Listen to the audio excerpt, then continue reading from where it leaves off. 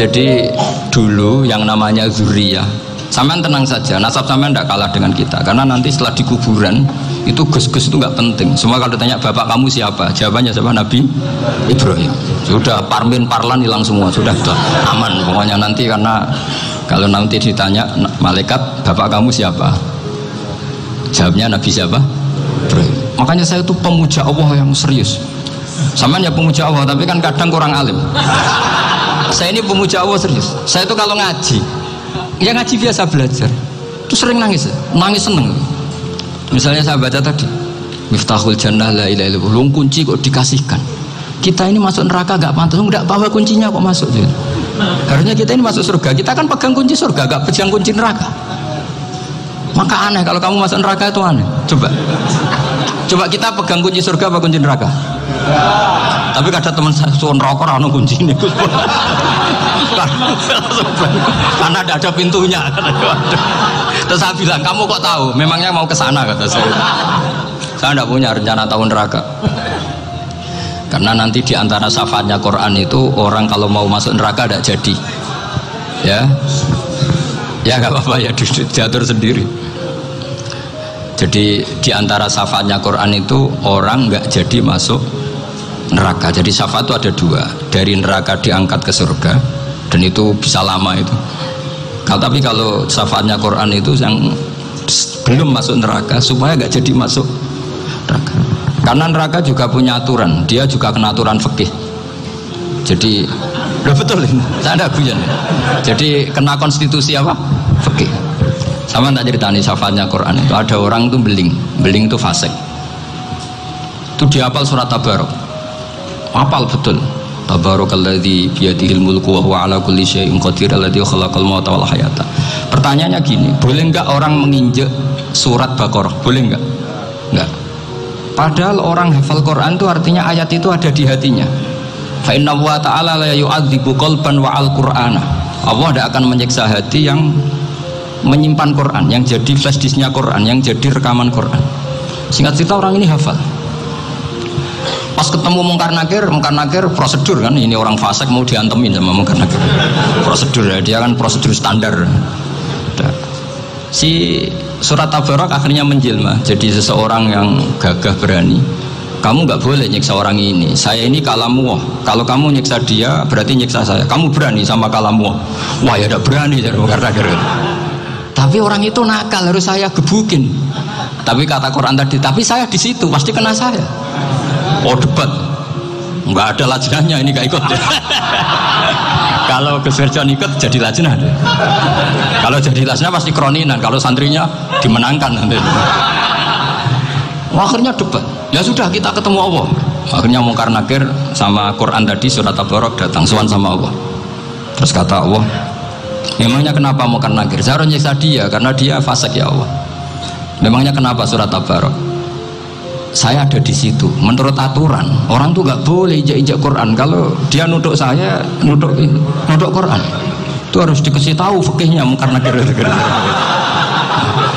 Akhirnya Allah ngendikan gini ke surat Tabarak, ya sudah terserah kamu. Kalau terserah pulau Gusti, Mungkar Nakir nggak boleh nyentuh orang ini. Ya sudah selamat. Sehingga terus itu sampai baca di termasuk mujizatnya surat Tabarak di tafsir Ibnu Katsir banyak. Karena tadi logikanya malaikat itu juga kena aturan fikih. Sehingga banyak ulama termasuk Said Muhammad ngendikan pertanyaan Mungkar Nakir itu tidak semua orang kena. Kalau semua orang kena nanti kalau tanya Nabi Muhammad, waman nabiyuka? Kacau kan jamnya. Nabi kamu siapa? Saya ini nabi. Ya kan? Lah nanti kalau pas ketemu Nabi Ibrahim, waman abuka? Jadi repot kan? Makanya ada kiai yang guyon kalau ditanya, marab buka, saya ini guru tauhid sembrono.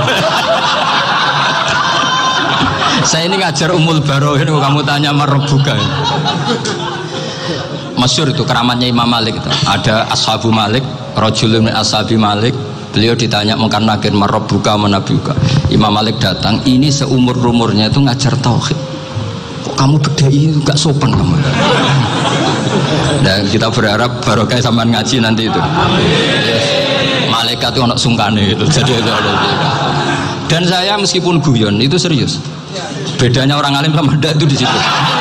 Kalau orang alim itu guyon itu masih benar, masih serius. Coba saya bacakan ayatnya. Ala inna auliya Allahi la khaufun alaihim wa lahum yahzanun. Terus lahumul busyra fil hayatid dunya fil akhirah. Artinya kalau mungkar nangkir dengan penampilan garang gitu, berarti ada ketakutan apa enggak?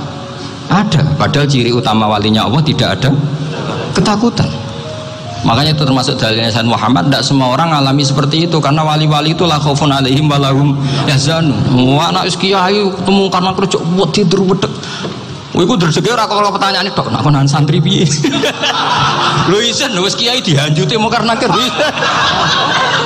Malu gak kira-kira? Mesti pelengani konan santri piye? Nah jawabannya gampang karena pernah ngajar tauhid. Makanya Sayyidina Ali ini cerita ini ada di kitab Nurul Dholam. Zaman lihat di kitab Nurul Dholam karangannya Syekh Nawawi Banten. Itu Sayyidina Ali itu ya, andekan orang biasa mungkin ya agak-agak hasud, tapi ini wali gak boleh kamu katakan hasud. Dia itu mangkal sama Umar. Orang kok setiap orang pernah dibentak. Apa dia berani bentak Munkar Nakir? Penasaran dia. Bagaimana kerengnya Umar itu berlanjut enggak gitu kira-kira. Akhirnya minta, ya Allah saya minta kasyaf. Ya karena yang minta Sayyidina Ali karena mau wajah dituruti sama kasyaf.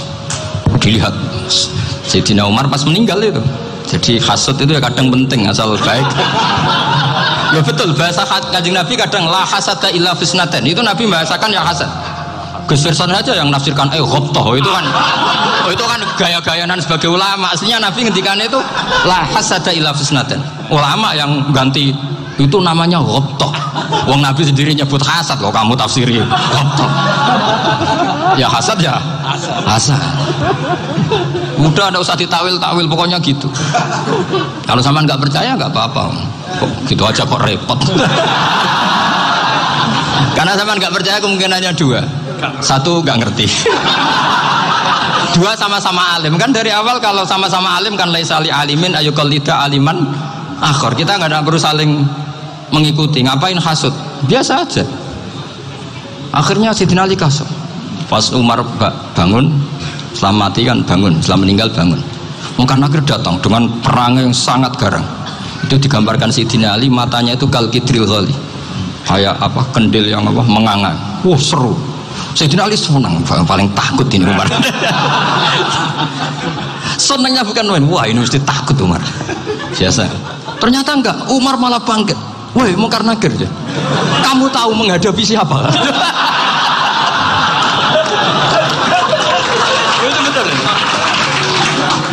Kamu itu menghadapi temannya ahabbal khalqi ilallah. Yang diandalkan temannya bukan dia. Kamu tahu yang kamu hadapi, saya ini teman kekasihnya Allah. Jadi boleh kamu mengandalkan Mbak Firjon. Tapi nanti resikonya Munkar Nakir tanya, itu Firjon siapa?